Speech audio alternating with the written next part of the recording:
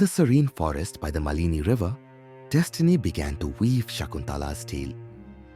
In the depths of the forest, where destiny weaves its own tale, a child was born from an extraordinary union. Sage Vishwamitra's intense penance unsettled the gods, leading Indra to send the celestial nymph Menaka to distract him. Enchanted by her beauty, the sage's resolve wavered, and their love brought forth a daughter. But fate took a cruel turn. Burdened by guilt and fear, Menaka abandoned the newborn in the wilderness. Passing by, Sage Kanwa sensed the unusual sound and discovered the abandoned child. Moved by compassion, he took her in and named her Shakuntala in honor of the guardian birds. Raised in his hermitage, Shakuntala grew up amidst nature, learning the wisdom of the Vedas and the virtues of kindness and patience, ultimately blossoming into a woman of unmatched beauty and purity. One fateful day, King Dushyanta of Hastinapur set out on a hunting expedition.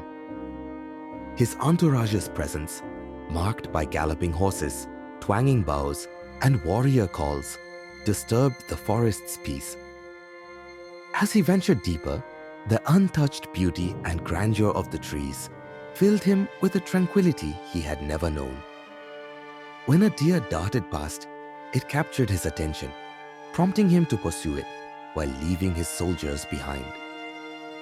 His chase led him to the hermitage of Sage Kanwa, where he paused, observing the serene surroundings. As he dismounted, his eyes fell upon Shakuntala, who stood near a flowering tree, tending to its delicate blossoms. Her beauty was unlike anything he had ever seen. She was not adorned in jewels, nor was she dressed in the silks of royalty, yet there was an ethereal radiance about her that left him spellbound. From that moment, something within Dushyanta shifted. He, a warrior and king, who had faced countless battles and ruled over vast lands, felt an unfamiliar softness in his heart.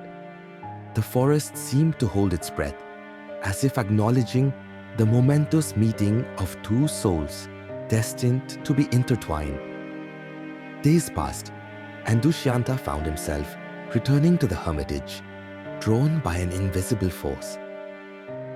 He observed Shakuntala from afar, watching her move gracefully, her laughter blending with the whispers of the wind.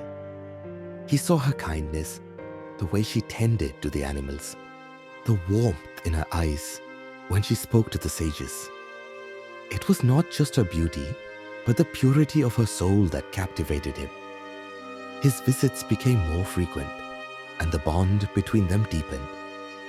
He learned of her past, of the sage who had raised her, of the mother who had left her behind. He felt a fierce protectiveness towards her, a desire to shield her from the hardships of the world.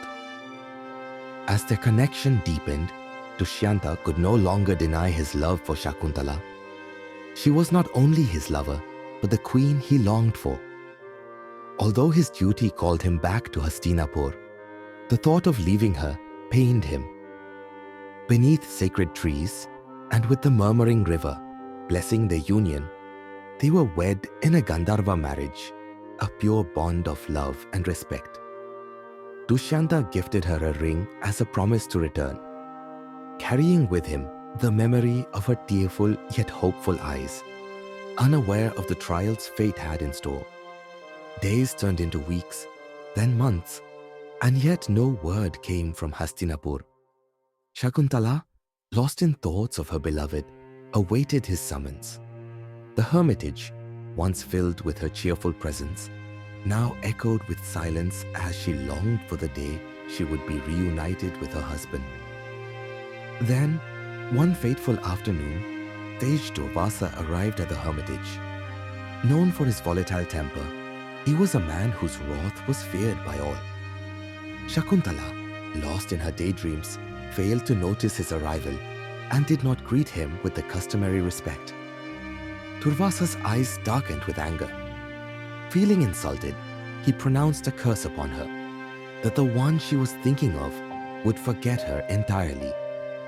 The air around them grew heavy, as his words took effect. Shakuntala, realizing her mistake, pleaded for mercy.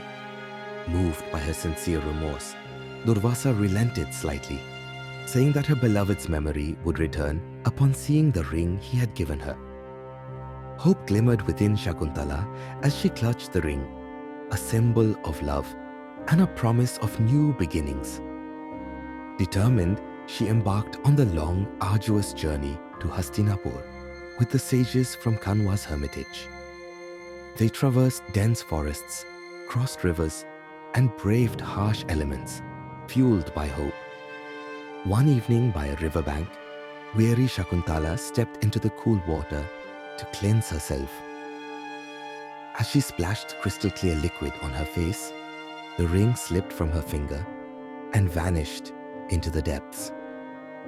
Oblivious to her loss, she continued her journey, her heart swelling with anticipation at the sight of Hastinapur's grand walls, where her beloved awaited. Yet, upon reaching King Dushyanta, she was met not with warmth or recognition, but with a distant, unfamiliar gaze. The weight of Durvasa's curse had severed the memories that once bound them, leaving their destiny hanging in the balance. Shakuntala's pleas echoed through the grand court. She spoke of their love, of their sacred union in the forest, of the child she now carried within her womb. But Dushyanta, trapped in the clutches of forgetfulness, remained unmoved.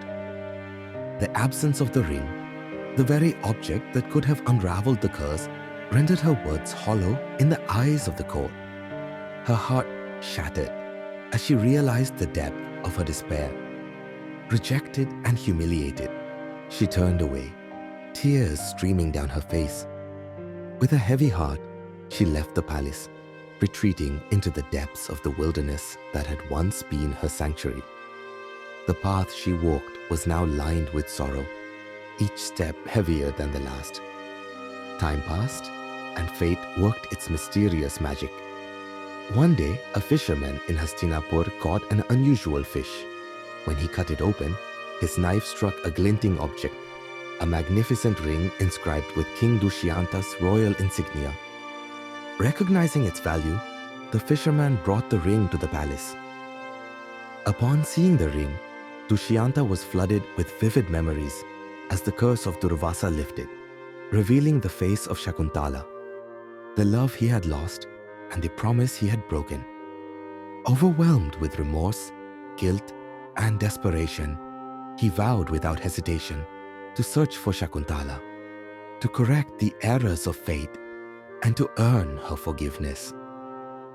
Dushyanta's journey was perilous, but his determination never wavered. He crossed dense forests, raging rivers, and treacherous paths, driven by the hope of redemption. At last, he reached a secluded grove where he found Shakuntala beneath the shade of a great tree, cradling a young boy who bore an uncanny resemblance to him. Time had etched sorrow into her features, yet she remained as graceful and strong as ever. Trembling with emotion, he whispered, "Shakuntala." She turned, her eyes filled with pain, longing, and disbelief. For a moment, silence held the weight of the unspoken anguish, the torment of betrayal, the ache of separation, and the love that had endured it all. Falling to his knees, Dushyanta pleaded, "Forgive me. Fate played a cruel hand, but I was blind. I remember everything, our love, our vows, our child.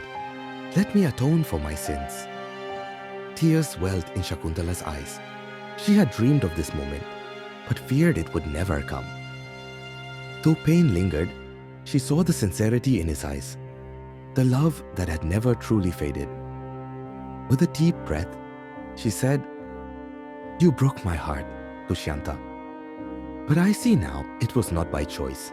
If love is true, it must be strong enough to forgive." Their son, Bharata, watched with wide, innocent eyes as his parents reunited. In that embrace, the wounds of the past began to heal, and love triumphed over fate. Hand in hand, Dushyanta and Shakuntala returned to Hastinapur, where she was welcomed with the honor she deserved. The court, now aware of the truth, rejoiced in their reunion, celebrating a love that had withstood destiny's trials. Years passed, and their son, Bharata, grew into a warrior of unmatched valor and wisdom, embodying his mother's kindness and his father's strength. Under his rule, the kingdom thrived, and his name became legendary. It was Bharata who founded the great Bharata dynasty, after whom the land of India, Bharat, would be named. As for Shakuntala and Dushyanta, they spent their days in love and gratitude, cherishing the second chance fate had granted them. Their story lived on for generations, a timeless reminder that true love, though tested by hardship, always finds its way back home.